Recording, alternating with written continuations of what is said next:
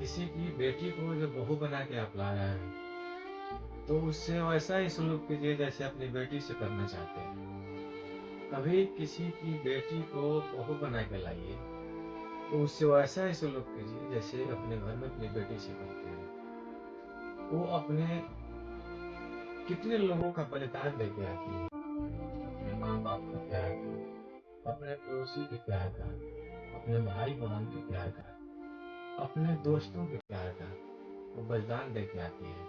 वो सब कुछ भूल जाती है कि मैं कौन हूँ।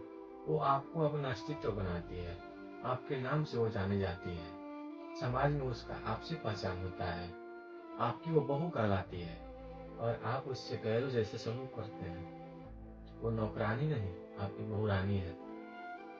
जिंदगी के हर मोड़ पे उसको उसी तरह ट्रीट कीजिए जैसे आप अपनी बेटी से करना चाहते हैं।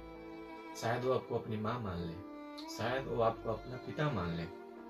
लड़कियों से भी मेरी एक गुजारिश है कि आप अपने पिता को छोड़ के किसी और के घर में जा रहे हैं, तो आप सोचिए कि हम एक पिता को छोड़ के दूसरे पिता के पास जा रहे हैं, एक माँ को छोड़ के दूसरे माँ के पास जा रहे हैं। जैसे आप अपनी माँ से बर्ताव करते हैं, वैसा ही बर्ताव उन लोगों से कीजिए जो आपके होने वाले सास ससुर हैं। शायद वो आपको अपनी बेटी मान ले। होता है कभी रिश्ते में नीच ऊंच होती है, सही नहीं ना है। किसी माँ बाप से उसके बेटे को उससे छीन लीजिए। इतना मजबूर कभी मत कीजिए उस पति को ये अपने माँ बाप पे हो ये उठाए। बल्कि आप एक रानी की तरह अपने पति को हमेशा प्यार दीजिए। अपने सास ससुर को माँ समान समझिए, पिता समान समझिए, उनको एक बहन समझिए। तो जाके रिश्ता बनेगा।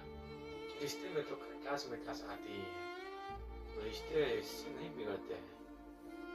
और गर्म दूध में कभी हम नींबू डाल दें तो दूध फट जाता है, और वही गर्म दूध में चीनी डाल दें तो उसका मिठास बढ़ जाता है। तो नींबू ना बनिए, नींबू बनिएगा तो रिश्ता बिगड़ेगा।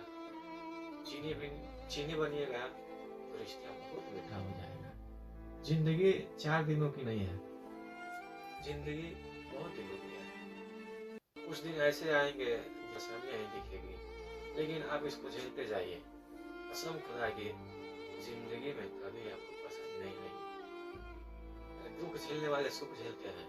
यदि खुदा आपको दुख से ना नवाजे तो आप सुख की क्या फरमाइश कीजिएगा उससे। जिस दिन आप दुख की घड़ी झेल लीजिएगा, सुख आएगा, तब मालूम चलेगा कि कितने तकलीफों से दुख सुख आता है।